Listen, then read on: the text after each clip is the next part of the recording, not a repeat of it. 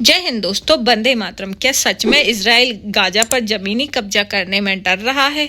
और जो इसके पीछे वजह निकल के सामने आ रही है वो है गाजा के नीचे बनी 500 किलोमीटर की लंबी सुरंगों का जाल। तो ये जाल कैसा है, हमास ने इसे क्यों बनाया था, तो सब कुछ डिटेल में जानते हैं। 40 किलोमीटर लंबी और 10 किलोमीटर चौड़ी गाजा पट्टी में करीब 20 लाख लोग रहते हैं। ऊपर से देखने पर यहाँ हर शहर की तरह घर, दुकान, स्कूल, अस्पताल, मस्जिद, कार्यालय दिखते हैं, लेकिन गाजा की जमीन के अंदर के नीचे आतंक की एक अलग ही दुनिया है।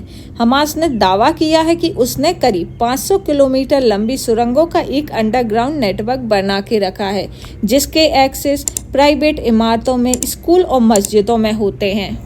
और इससे भी इनकार नहीं किया जा सकता कि 7 अक्टूबर को इजराइल पर किए गए हमले में हमास ने ऐसी ही सुरंग का इस्तेमाल किया होगा जो जमीन के नीचे सीधा इजराइल तक जाती हो। कुछ रिपोर्ट्स के मुताबिक किबुत्ज के पास एक सुरंग के निकास का पता चला है, जहां दर्जनों इजरायली नागरिकों का कत्ल किया गया। तो गाजा में सुरंगों की शुरुआत 2001 से होती है, जब गाजा पट्टी पर इजराइल का कब्जा था और उसे भगाने के लिए फिलिस्तीनी उग्रवादी संगठन एड़ी चोटी का जोर लगा रहे थे। लेकिन इजराइल के एडवांस डिफेंस के सामने वो सब बेबस थे। उस दौरान उग्रवादियों ने कुछ सुरंगें खोदना शुरू कर दी।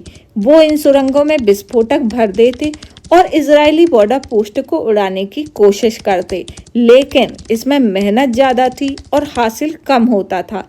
फिर आता है 2003 के आसपास मिस्र बॉर्डर पर उग्रवादी संगठनों ने कुछ सुरंगें खोदी, जिसके जरिए जरूरत का सामान, हथियार और गोला बारूद की स्लमिंग होती रहती थी।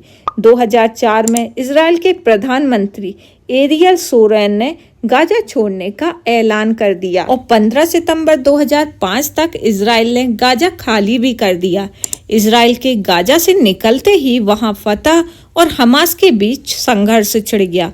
2007 में हमास ने गाजा पर अपना नियंत्रण कर लिया और उसके बाद गाजा में सुरंगों का जाल बहुत तेजी से फैलने लगा।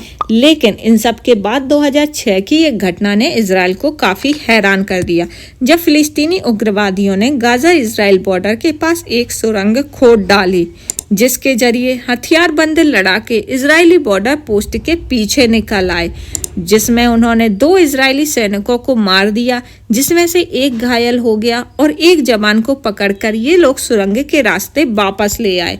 बंधक बनाए गए जवान का नाम गिलाड सालेह था और फिर 2011 में इन्होंने 1000 कैदियों के बदले गिलाड को छोड़ा। इसके बाद 2013 में इजराइल डिफेंस फोर्स ने एक 1.6 किलोमीटर लंबी और 18 किलोमीटर गहरी सुरंग का पता लगाया, जिसकी छत और दीवारें कंक्रीट की बनी थी, जो गाजा पट्टी से शुरू होती थी और इजराइल के किबुत्ज इलाके तक जाती थी। वहीं 17 जुलाई 2014 को ऐसी ही दूसरी सुरंग के जरिए हमास के लड़ाके हथियारों के साथ सूफा के एक इजरायली कम्युनिटी तक पहुंच गए। 4 दिन बाद इजरायली डिफेंस फोर्स की यूनिफॉर्म में एक अन्य सुरंग से आतंकियों ने घुसपैठ की। इजरायल डिफेंस फोर्स ने उसके बाद उन्हें मार दिया। 2014 में ऑपरेशन प्रोक्टिविट इसके दौरान इजराइल ने करीब 30 क्रॉस बॉर्डर टनल को तबाह किया। सुरंगों का जाल ये पूरे गाजा में फैला हुआ है। गाजा पट्टी की कुल लंबाई करीब 400 किलोमीटर और चौड़ाई 10 किलोमीटर है, यानी कि गाजा का पूरा एरिया लगभग 400 वर्ग किलोमीटर का है। हमास ने गाजा के नीचे सुरंगों का करीब 500 किलोमीटर लंबा नेटवर्क फैला रखा है, जिसके एक्सेस पॉइंट पूरे गाजा में फैले हुए हैं। इसके साथ ही हमास ने गाजा के कई इलाकों में ये सुरंगें बना रखी हैं। कई बार तो इन सुरंगों के एक्सेस पॉइंट स्कूल, मस्जिद और अस्पतालों और सिविलियंस बिल्डिंग में खुलते हैं। लेकिन हमास जानबूझकर ऐसी जगह चुनता है जहां इजराइल डिफेंस फोर्स के हमले की संभावना काफी कम होती है, क्योंकि इन जगहों में सुरंगों को लोकेट करना लगभग असंभव है। हमास इन सुरंगों का इस्तेमाल हथियार, बंकरों, कमांड सेंटर, गोला बारूद के ट्रांसपोर्टेशन में हमेशा से करता आया है। एक वक्त में गाजा और मिस्र के बॉर्डर पर करीब 2500 सुरंगें थीं। इसके बाद 2010 में इजराइल ने ज्यादातर सामानों की इंपोर्ट की अनुमति दे दी, जिससे स्मगलिंग कम हो गई और मिस्र के बाद अधिकांश टनल को बंद करवा दिया।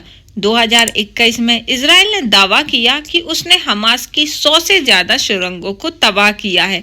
हालांकि हमास ने कहा है कि ये उनकी सुरंगों का केवल 5% भी नहीं है। तो आप समझ सकते हैं कि इनका सुरंगों का जाल कितना तगड़ा है। एक्सपर्ट्स का ये भी कहना है कि 7 अक्टूबर 2023 को इजराइल पर हमले के लिए इतनी बड़ी संख्या में रॉकेट लॉन्चर इन्हीं सुरंगों के जरिए मोबाइल्स किए गए होंगे, जिनकी भनक इंटेलिजेंस एजेंसी मोसाद को भी नहीं लगी। गाजा के अंदर बनी इन सुरंगें सतह से करीब 30 मीटर नीचे तक होती हैं और पहचान से बचने के लिए घरों, मस्जिदों, स्कूलों, अन्य सार्वजनिक भवनों के निचले हिस्से में इनका प्रवेश द्वार होता है। इतना ही नहीं, कई मौकों पर हमास ने यूनाइटेड नेशन की फैसिलिटीज का भी इस्तेमाल किया। इसका पता पहली बार 2014 में ऑपरेशन प्रोटेक्टिव इसके दौरान पता चला, जब UNRWO यानी कि United nation relief work agency, जो कि फिलिस्तीन में काम करती है, रिलीफ फंड प्रोवाइड करती है, उन्होंने स्कूल से काफी हथियार पकड़े। इतना ही नहीं, 1 जून 2017 को UNRWA ने ऐलान किया कि उन्हें 2 स्कूलों से हमास की अटैक टनल का पता चला है, the Magji preparatory boys school और the Magji elementary boys A&B school. वहीं 15 अक्टूबर 2017 को UNRWA ने बेइत हनून के एक मिडिल स्कूल के नीचे भी हमास की सुरंग का खुलासा किया। UNRWA के वर्कर और स्टूडेंट को खतरे में डालने के लिए उन्होंने इसकी निंदा भी की। एक्सपर्ट्स के मुताबिक गाजा के अंदर सुरंगों का हमास नियमित रूप से उपयोग करता है, क्योंकि यह लंबे समय तक रहने के लिए काफी आरामदायक है। इन सब के अलावा इजरायली डिफेंस फोर्स ने दावा किया है कि अंतर्राष्ट्रीय मदद का पैसा हमास ने सुरंगों में खपाया है।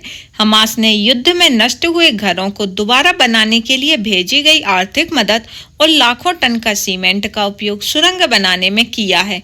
गाजा में सिविल प्रोजेक्ट के लिए इजराइल बड़ी मात्रा में कंस्ट्रक्शन मटेरियल ट्रांसपोर्ट करता है।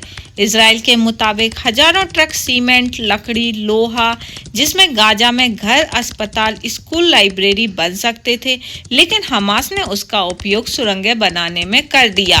अब यहाँ आप ये डाटा देखकर काफी आश्चर्यचकित होंगे कि हमास की एक टनल में 350 ट्रक बिल्डिंग सप्लाई लगती है, जिसमें मटेरियल में 86 घर, 7 मस्जिदें, 6 स्कूल और 19 मेडिकल क्लिनिक्स बनाए जा सकते हैं।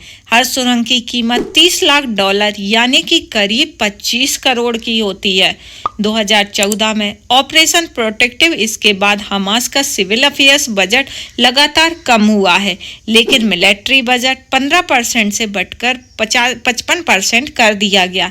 एक अनुमान के मुताबिक हमास ने अपने एक टनल बिल्डिंग नेटवर्क में $15 करोड़ यानी कि करीब 1200 करोड़ रुपए से ज्यादा का निवेश किया है।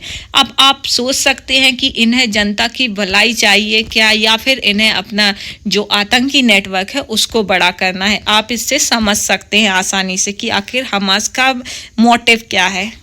इन सब के अलावा इजराइल ने भी हमास की इन सुरंगों से जाल से बचने के लिए इजराइल सेना में स्पेशल याहलोम यूनिट बनाई है। 2014 के ऑपरेशन प्रोटेक्टिव इससे पहले हमास ने कई क्रॉस बॉर्डर टनल बना ली थी। इससे जंग का रुख अंडरग्राउंड हो गया। उनका मकसद इजरायली कम्युनिटी में घुसकर नागरिकों पर हमला करना था। कई बार वो इसमें सफल भी हुए।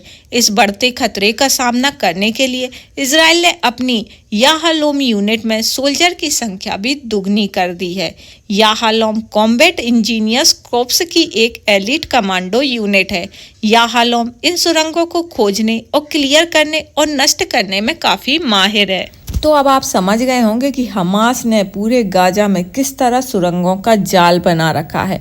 अब यही जो इन्होंने सारा पैसा सुरंगों में खपाया है, अपना दिमाग भी सुरंगें बनाने में खपा दिया। इससे बेहतर होता ये कोई इंफ्रास्ट्रक्चर अपनी सिटी में डेवलप करते, तो आज इनकी ये पब्लिक ऐसी मर नहीं रही होती। सड़कों पे, हॉस्पिटल में, हर जगह सिर्फ लाशें हैं। तो हम तो यही चाहते हैं कि ये युद्ध जल्दी से जल्दी रुक जाए, क्योंकि हम ये भी जानते हैं कि इजराइल को हमास को ख़त्म करने में और इजराइल को गाजा पर अधिकार करने में काफ़ी मुश्किलें सामने आएंगी, क्योंकि कहीं ना कहीं ये आतंकवादी इन्हीं सुरंगों का इस्तेमाल करेंगे। ये सुरंगें इनके लिए सुरक्षित एरिया भी हैं। तो आपका इस मुद्दे पर क्या कहना है, आप कमेंट बॉक्स में ज़रूर लिखिए। और जो इस आतंकी विचारधारा का समर्थन करते हैं, जैसे कि आपने देखा होगा हमारे भारत देश में भी कई लोग इसका समर्थन खुल के कर रहे हैं, तो उनको भी समझने की ज़रूरत है कि शांति स्थापित करने के लिए आतंकियों का आप समर्थन नहीं कर सकते। ये आपकी मानसिकता को कहीं ना कहीं प्रदर्शित करता है। तो आपका इस मुद्दे पर क्या कहना है, कमेंट बॉक्स में बताइए। और जानकारी पसंद आई हो तो वीडियो पर लाइक कीजिए, चैनल सब्सक्राइब कीजिए और यूं ही बने रहिए। इसी तरह हम आने वाले मुद्दों पर चर्चा जरूर करेंगे।